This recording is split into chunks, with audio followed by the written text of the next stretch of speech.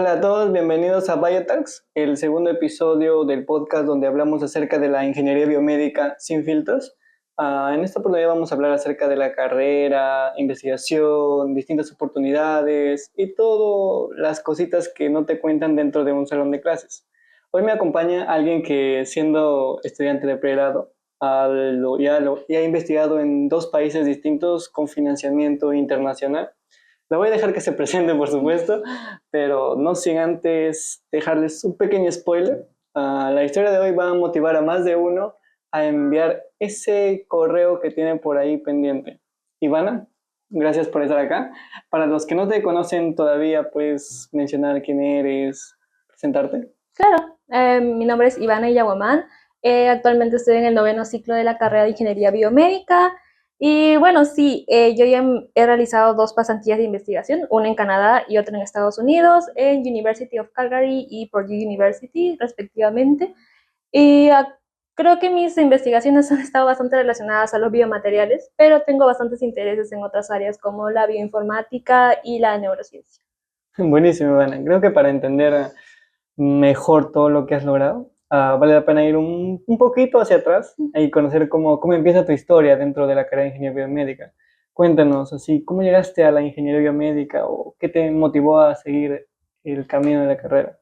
Eh, Creo que lo que me llamó la atención o la primera vez que escuché bioingeniería biomédica fue cuando estaba viendo un documental en National Geographic o Animal Planet, no recuerdo muy bien, acerca de un doctor que tenía una clínica para prótesis para perritos. Este doctor era un ingeniero biomédico. Entonces esa actitud que él tenía hacia ayudar más que a los humanos, sino también a los animales y ayudándolos haciendo prótesis para aquellos que habían sufrido accidentes, me llamó muchísimo la atención y dije, ¿por qué no estudiar esto? ¿Por qué no combinar la medicina y la electrónica, e ingeniería, tecnología en una sola carrera? Entonces me enteré que la UTP tenía la carrera y es por eso que me llamó la atención seguir investigando más acerca de esto y quizá descubrir otras áreas que en ese entonces no sabía que existían. Creo que muchos se van a sentir identificados con lo de National Geographic. No he visto eso. ¿Y cómo era tu vida antes de tu primera oportunidad internacional? O sea, en los primeros ciclos o antes que investigues más cómo postular, qué hacías, en qué te enfocabas. Anteriormente a las postulaciones me llamaba mucho la atención los voluntariados. Eh, Siempre me sentí como que con necesidad de hacer algo más acerca del tiempo que le dedicaba a las clases. Participé como voluntaria en MBS, en Rama, incluso también en los Juegos Panamericanos, incluso en los centros de vacunación para lo del COVID 2019. Entonces, eso de ahí creo que me llamó mucho la atención a querer siempre tener algo que hacer aparte de las clases y quizá poner en práctica, no sé necesariamente lo que aprendía como un concepto teórico, sino como que hacer algo.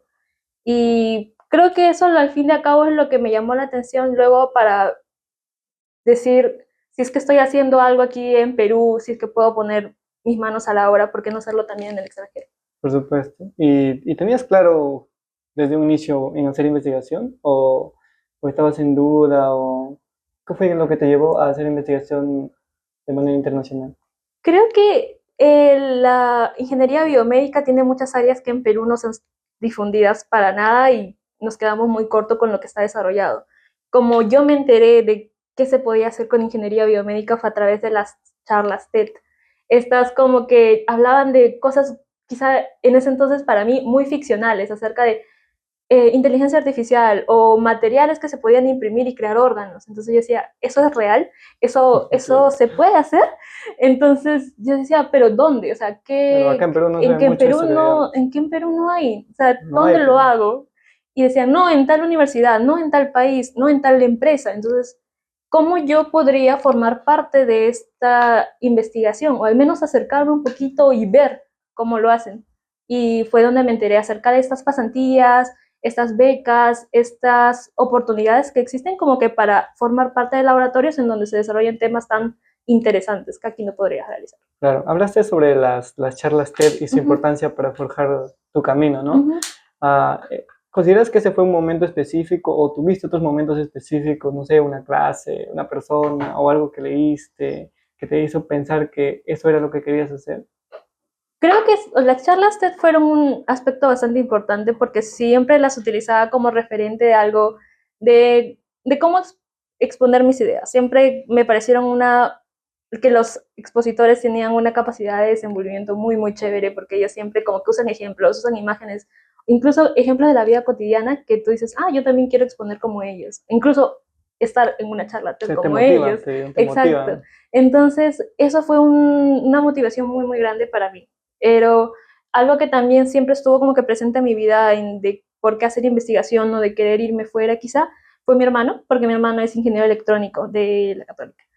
Pero él ya tuvo una experiencia durante su pregrado como un intercambio en la Universidad Politécnica de Madrid en España. Entonces yo dije, ok, entonces es posible, se puede, se puede, entonces ¿por qué no intentarlo? Entonces teniendo esa motivación de mi hermano y de las sin fin de expositores en la charla TED, fue como que el último empujoncito que me faltó como que para empezar a buscar qué hacer o cómo hacer.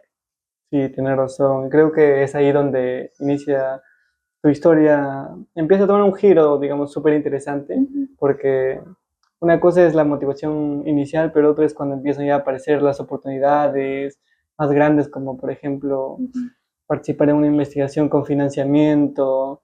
Me gustaría que nos cuentes un poco de cómo das ese salto de la universidad en Perú a experiencias ya más internacionales. Por ejemplo, cuéntanos un poco acerca de cómo te enteraste de la beca ELAB y qué te motivó a aplicar a la misma. La beca Lab fue una oportunidad que no esperaba que apareciera en mi vida.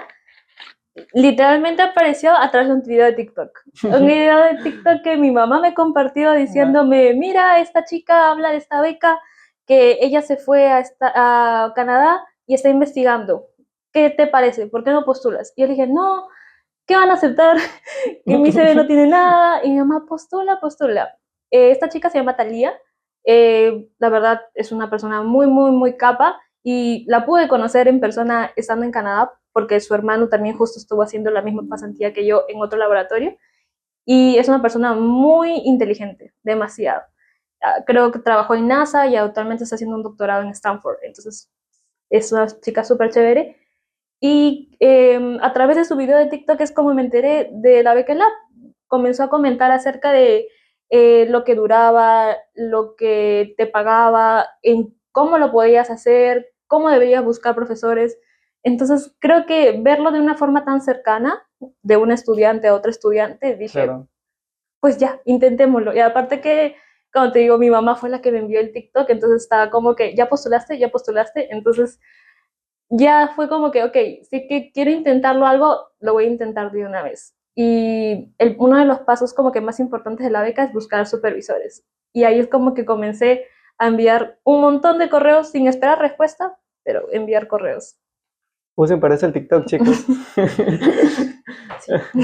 Y también quería consultarte acerca de en qué consistía tu trabajo en el Advanced Biofabrication Laboratory con el doctor Kim, que fue tu profesor, ¿no? Sí, la verdad, el primer contacto que tuve con el profesor Kim fue la primera entrevista con un profesor de otro país que tuve. Me Estaba imagino los súper nervios, ¿no? nerviosa, sí, yo decía, no, él va a decir, me va a ver la cara y va a decir no. Y yo, entonces dije, ok, ok, vamos a ver qué dice. La entrevista no duró más de 15 minutos. Sus preguntas fueron muy simples, como que, ok, ¿en qué año estás? ¿Qué proyectos has hecho? ¿Cuánto tiempo vas a estar aquí? ¿Y en qué fecha vienes? Genial, ¿qué necesitas? Entonces fue súper amable, una persona también muy, muy dispuesta a apoyar, porque él tiene muchos estudiantes en su laboratorio que si bien son coreanos, también tienen internacionales. Cuando yo fui a laborar allá o a trabajar en lo que él estaba haciendo, tenía muchos proyectos en marcha, no recién iniciando. Entonces me tuve como que acoplar a lo que ya había y trabajé con un estudiante de PhD que estaba haciendo un hidrogel para cultivar células de hígado que luego iban a emplearse a través de bioimpresión 3D para crear un organoide que funcione como un hígado humano. Entonces, ese proyecto a mí me voló la Claro, cabeza. porque Yo dije, ¿qué? Entonces, lo primero que me dijo hacer, o sea, la primera tarea que me hizo es leer. o sea, comienza a leer qué es un biomaterial, qué es un hidrogel, cómo se hace un hidrogel y todos esos tipos de fundamentos que pues al menos yo no tenía ni idea desde la universidad, porque o sea, aquí en las clases lamentablemente nunca me dijeron que era un biomaterial o un hidrogel o cómo hacerlo. Entonces tuve que leer, creo que fue mi primer, o sea, burnout porque leí tantos papers acerca de eso que no entendía nada y tenía una lista infinita de cosas, o sea, términos que no entendía, Términos nuevos, no entendía, aparte que estaba en inglés, entonces por supuesto. era un reto más, entonces como que, ok, dije, ok, hay que ir poco a poco y la chica con la que estuve trabajando en este proyecto tuvo también la suficiente como que empatía como que para explicarme muchas las cosas.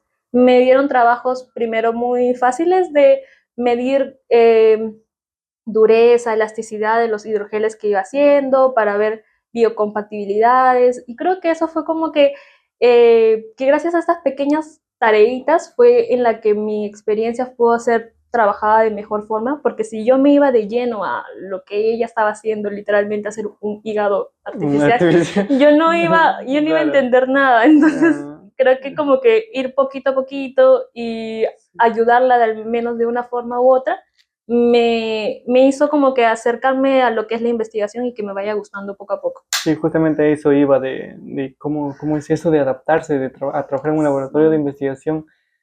Están saliendo de un salón de pregrado, Ajá. ir a otro país, ¿cómo es eso de adaptarse? ¿Te costó? ¿Fue Sí, complicado? es retador porque, para empezar, tú como estudiante tienes un horario de clases en donde vas al salón, realizas tus actividades, quizá en clase, quizá un poco más tarde y ahí acaba tu jornada académica. Como un investigador, tú tienes autonomía. Y autonomía tiene cosas buenas y cosas malas, porque tú puedes decidir cuándo lo haces, pero si no lo haces no avanzas. Entonces puedes tomarte todo el día para hacer un experimento y puede no salir. Entonces eso requiere que el día siguiente tengas que tomarte todo el otro día y, y así, o sea, tú tienes que buscar la forma de cómo mejorar la fórmula, cómo mejorar los materiales, cambiar el método de investigación. Es como que muy retador. Y si bien yo no era la encargada de esa investigación, yo vi cómo la chica, que era la estudiante de doctorado que se llama Jenny, que era con la que trabajaba, ella tenía un horario muy estructurado de las cosas que tenía que hacer. Aparte que como el laboratorio tenía muchos implementos, tú tenías que reservarlos porque otra persona también lo va a usar. Al menos el microscopio, por ejemplo, era algo que todos los del laboratorio usábamos. Entonces, creo que pasar de clases a este ambiente en donde solamente investigas fue como que un cambio de Brusco. 180, porque o sea, yo ya no tenía un profesor, yo tenía que ver cómo hacerlo. Y si bien podía preguntarle a Jenny o al doctor Kim, era muy autodidacta, porque tú eres el que tenía que investigar, tú tenías que buscar papers, tú tenías que aprender por tu cuenta. Y creo que eso fue como que lo más retador, pero a la vez es como que cuando lo llegas a comprender o llegas a entender eso que tanto te costó, Ya fluye ya. te sientes como que, ay, yo soy capaz, ¿no? Sí, Entonces yo puedo. Y te claro. intentas como que meter, comienzas a aprender más cosas. Y eso es chévere, porque te das cuenta de que tienes capacidades de investigación. Y lo de tus clases, un profesor te puede guiar, sí, pero tú también lo puedes hacer solo. Por supuesto. Y ahora quisiera que nos cuentes acerca un poco de qué es BioInc. Creo que a los que nos Ah, escuchan y nos ven le van a interesar mucho. claro, o sea, las biotintas son aquellos materiales, ¿sí? Las biotintas son aquellos materiales que pueden tener células dentro. Y células me refiero a cualquier tipo de células, tanto de hígado, de riñón, de pulmón. Y este tipo de tintas suele ser combinados con un fotoiniciador. ¿Qué es un fotoiniciador? Es aquel químico que reacciona con algún tipo específico de luz. Entonces, si yo a una biotinta que tiene células le añado este fotoiniciador, lo que creo es un hidrogel que luego de añadirle, por ejemplo, luz UV, se va a solidificar como una gelatina y con las células dentro voy a poder alimentarlas y estas células van a poder crear los tejidos de un órgano. Por ejemplo, ponte que yo le puse células de riñón, ya comienzo a alimentar el hidrogel y luego este hidrogel, como es biodegradable, se va a ir desapareciendo y lo que va a quedar es solo el tejido. Eso es cómo funciona. Específicamente cómo hacerlo a ese punto no llegué de la investigación, pero es lo que se estaba desarrollando en el laboratorio del Dr. King. Pero sumamente importante. Sí. E interesante, y después de toda esa experiencia en Calgary, que ya es bastante potente, por así decirlo, Sí. Viene otra etapa en tu vida que es igual o incluso más retadora. Me llama mucho la atención de cómo pasaste a Purdue y a un enfoque un poco distinto, por así decirlo. Así que cuéntanos cómo se da esa transición, cómo llegaste a Purdue y al programa UREP, que fue tu segunda beca, ¿no? Sí, el programa UREP fue una iniciativa que me enteré gracias a la universidad. Yo no tenía ni conocimiento ni de la universidad ni del programa. Entonces, cuando me enteré de que había la posibilidad de que yo me pueda ir a Estados Unidos por 6 meses a realizar una pasantía, me puse a buscar si la universidad era tan chévere como lo pintaban, ¿no? Entonces dije, ok, vamos a ver qué es. Y sí, es una universidad tipo una clase muy alta de investigación. Le dedican grandes montos de dinero a la investigación porque es pública, para empezar, en Estados Unidos, y los laboratorios están súper equipados. Entonces dije, ok, vamos a intentarlo. Acá quiero estar, dijiste. Sí, o sea, ese campus, qué bonito. Entonces dije, no, o sea, este programa de biomédica, como lo enfocan, está muy chévere. Entonces, cuando di este salto, principalmente tenía que buscar un supervisor. Postulé por parte de la universidad, la UTP me aceptó, pero uno de los retos para esta beca es buscar un supervisor que te acepte tanto en Purdue como en su laboratorio, porque esta beca lo que hace es reunir financiamiento de la UTP, de Purdue, del programa y del profesor. Entonces el profesor tiene que estar dispuesto a aceptar a alguien en su laboratorio y pagar por él. Entonces, ¿cómo demostrarle a un profesor que yo puedo ser de ayuda en su laboratorio? Pues a través de correos, a través de contactos que la misma universidad tiene que hacer con el profesor.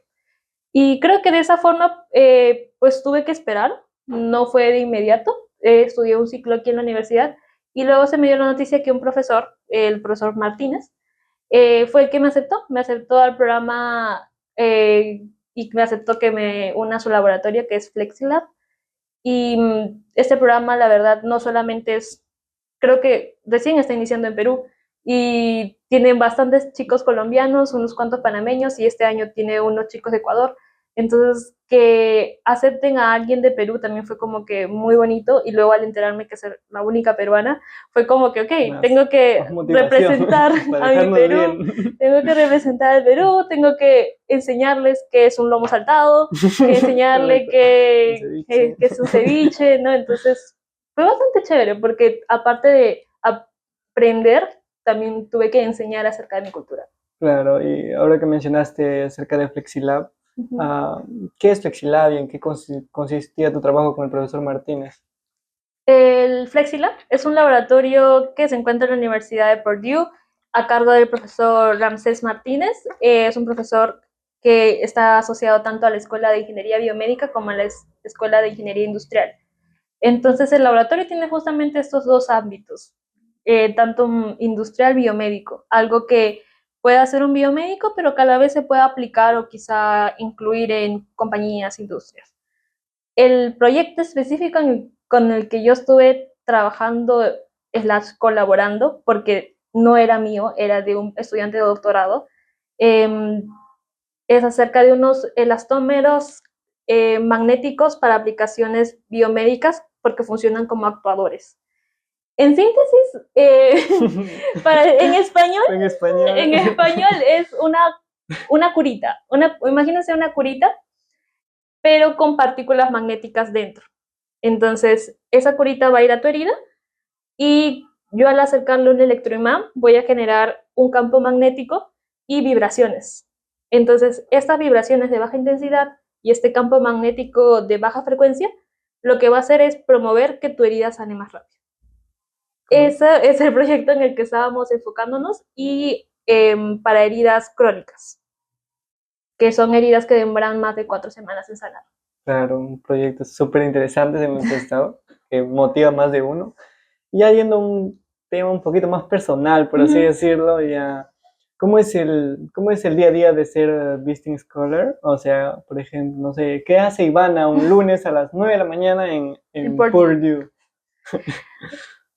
En Colombia, el PhD con el que trabajaba era colombiano. Entonces, en Colombia tienen una palabra que creo que nosotros en Perú no usamos, que se llama juicioso. Juicioso es alguien bastante responsable, chancón. Yo creo que... Sean juiciosos, chicos. Sean juiciosos.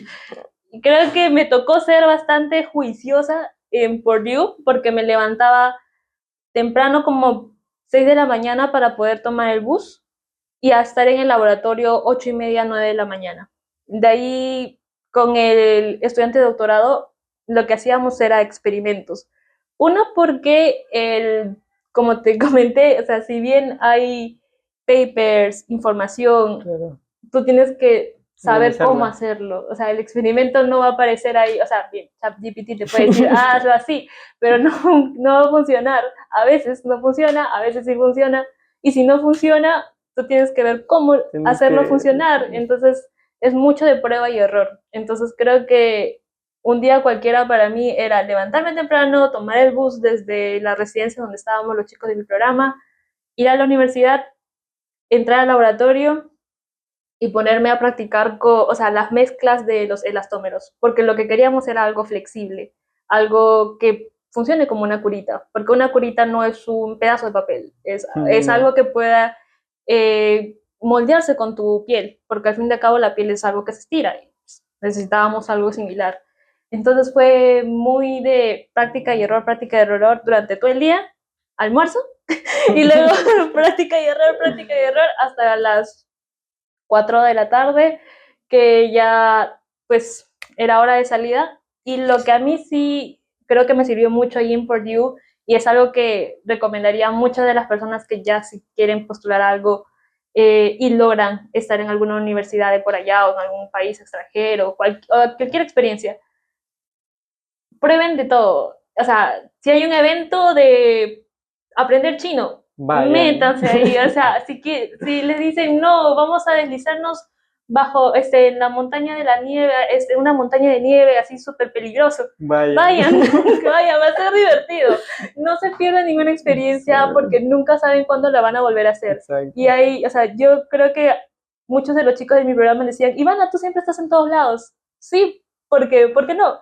Era gratis, había comida gratis, ¿por qué no? Entonces me metía en programas muy random, a veces como que, ok, voy a hacer, hagan su propio matcha, era de la Asociación Asiática, todos eran asiáticos, y yo estaba ahí, como que, ajá, pero ¿por qué no? Entonces muchos de mis compañeros pues también se unían a mí y se iban conmigo, y creo que eso es como que lo bonito, porque al fin y al cabo, ok, toda la mañana y poco de la tarde estuve como que muy centrada, pero vamos a hacer algo divertido en la tarde o vamos a hacer algo divertido en la noche. Entonces, como que, ok, entonces creo que esa experiencia en todo el día, pues hacía que el día fuera divertido más que agotador. Muy buenos consejos, los decía todo. Sí. ¿Qué habilidades crees que has logrado o has desarrollado yéndote a estas experiencias internacionales? Que digamos que si te hubieses quedado, te hubiese limitado un poco.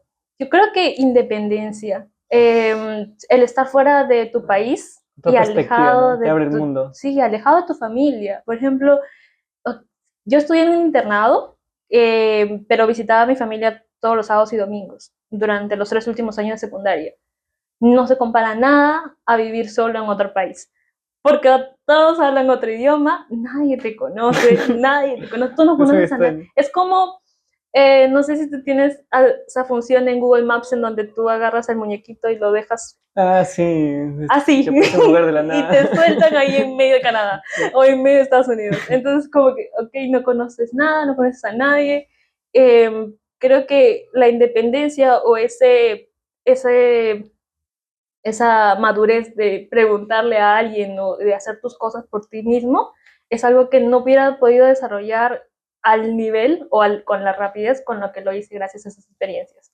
Y de parte académica, pues la autonomía, como te mencioné, o sea, es mucho de tú hacerlo por tu cuenta. Va a haber gente que te va a orientar, decir así más o menos, pero el que tiene que hacer el plan eres tú. Y pues gracias a estas experiencias me tocó hacerlo a mí, o sea, tirarte a la piscina sin saber si había agua o no. Entonces es como que, ok, hacerlo, ya, lo que salga. Y aprender que no siempre hacerlo lo mejor posible es posible, Es porque posible, claro. nunca es como que, o sea, lo quiero hacer perfecto. A veces eso es hasta irreal. En un experimento no todo te va a salir como quieres. Y eso me costó mucho de entender, porque hay cosas que tú no puedes controlar. Incluso el mismo hecho de que quizá ese día pasó algo en el laboratorio y lo tuvieron que fumigar y tenías un experimento ahí y ya, pues se malogró. Entonces es como que, ok, hay que seguir avanzando. Hay un error, hay algo que se interpuso. Mañana tengo otro día para volver a hacerlo. Vemos que problemas siempre va a haber. Sí, va a haber siempre problemas. Pero quiero quedarme un poco más con el tema familiar que mencionaste, el no poder a tu familia, qué tan complicado fue. Quisiera ir más en ese punto de cuáles fueron los momentos, por ejemplo, más difíciles de estar afuera y cómo lo superaste, qué es lo más importante. Yo, por ejemplo, pasé 2 Navidades, 2 Años Nuevos fuera del Perú por los 2 últimos años. Debió ser chocante. Sí, y creo que nunca vas a, o sea, al menos de mi parte, nunca me voy a llegar a acostumbrar o sea, algunos amigos decían, ok, tú ya tienes experiencia, tú ya estuviste fuera de tu país, sin tu familia, cuando estuviste en Canadá, ahora en Estados Unidos va a ser Lo fácil. mismo, ¿sí? No, no es fácil porque obviamente ver a tu familia celebrando a través de una pantalla es muy, muy duro.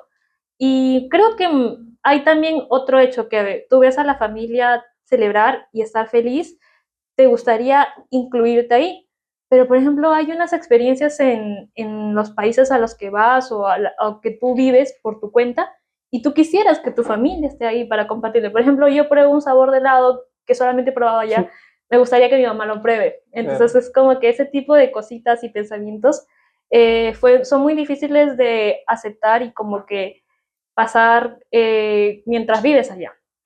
Pero creo que la clave, al menos lo que me sirve a mí y lo que he visto que le sirven a mis compañeros, es que se mantengan en contacto con su familia.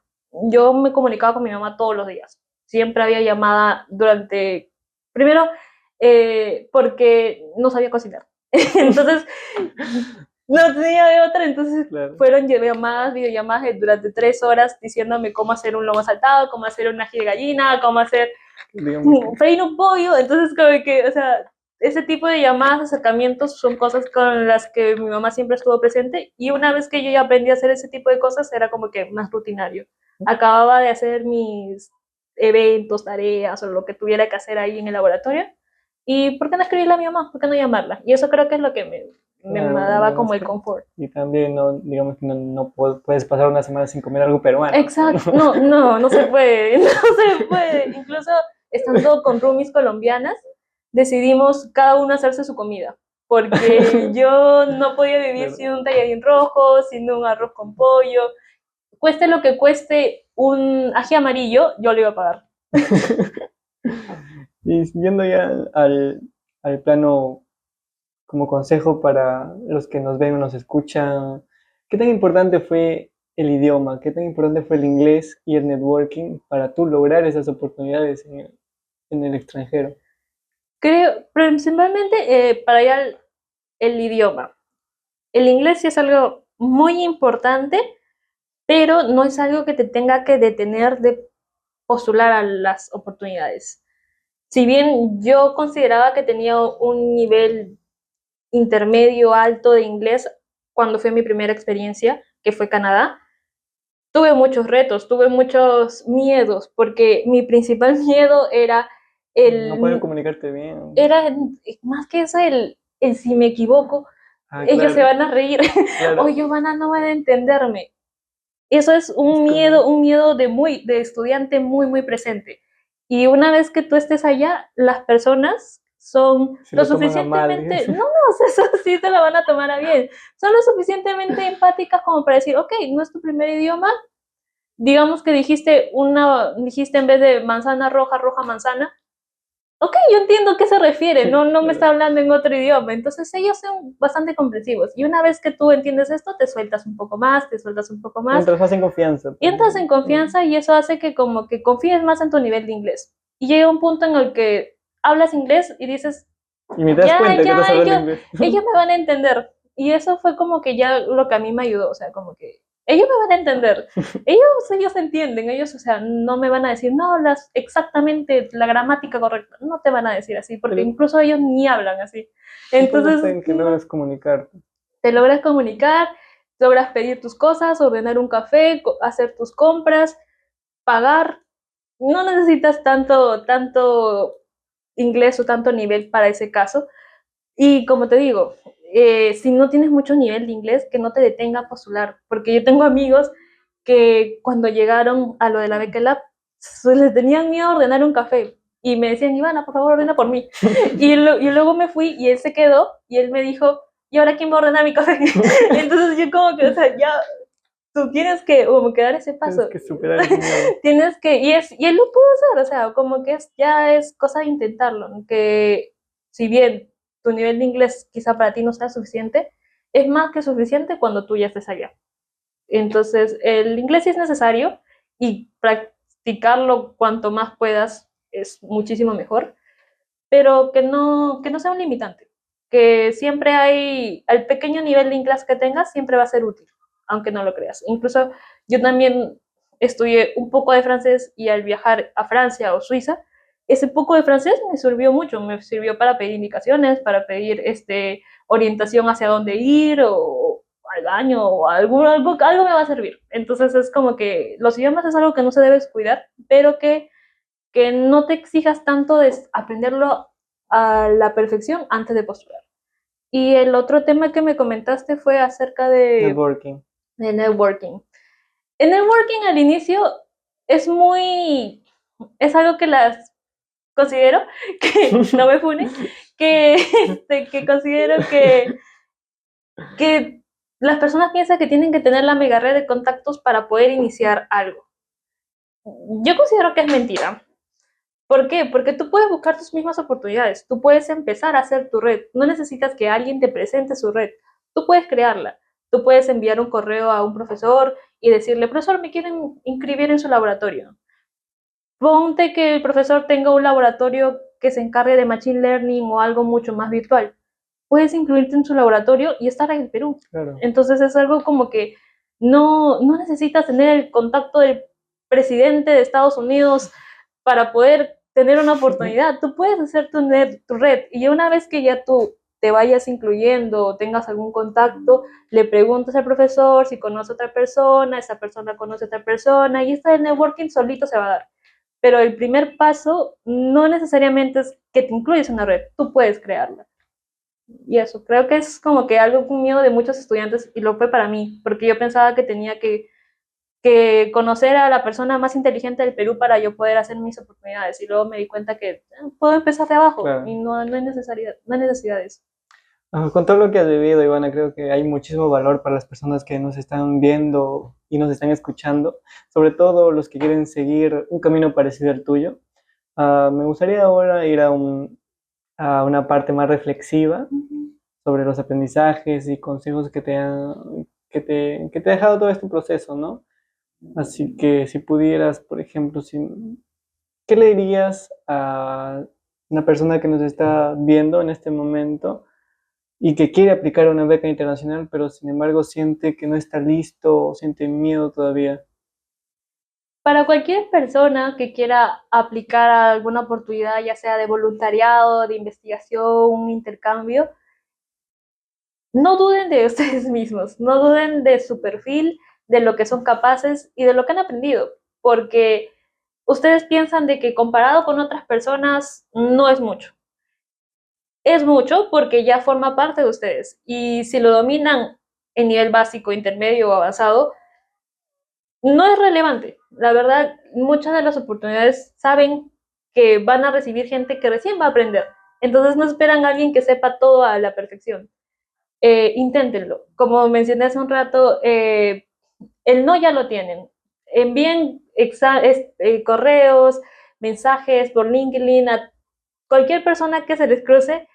Van a responderles sí, le van a responderle no, no les van a responder. Esos son los únicos 3 casos. Y si tienen vergüenza quizá de escribirles, es a través de correo electrónico. No van a tener que hablar con ellos, no van a tener que verlos a la cara. Entonces, creo que si necesitan algún empujoncito último para poder enfrentarse a esa beca o aplicar a esa oportunidad que tienen miedo, tomen este espacio o tomen algún video de TikTok motivacional, como fue en mi caso, y inténtenlo, inténtenlo. Es una oportunidad que a veces aparece y tienes que estar listo para tomarla. Hablando de espacios que acabas de mencionar últimamente, ¿tienes algún recurso, una comunidad o quizá una página en concreto para quienes quieran buscar oportunidades similares? Yo durante el año pasado estuve realizando asesorías para la que es postulación a becas internacionales, específicamente LAB.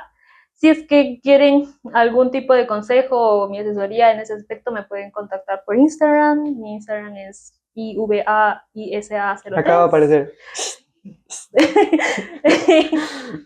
O por LinkedIn, me pueden buscar con mi nombre completo y pues encantada de responderles. Yo la verdad, si es que me escriben solicitando ayuda para una postulación, para escribir un correo, para una carta de motivación, para una carta de intención, que es algo que muchas becas piden, pues encantada de ayudar. Yo no considero que una persona con experiencia debería negarse a ayudar a alguien que lo está intentando o lo está queriendo dar ese pasito.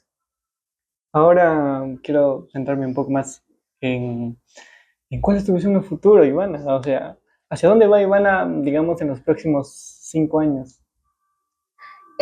Primeramente quiero acabar la universidad.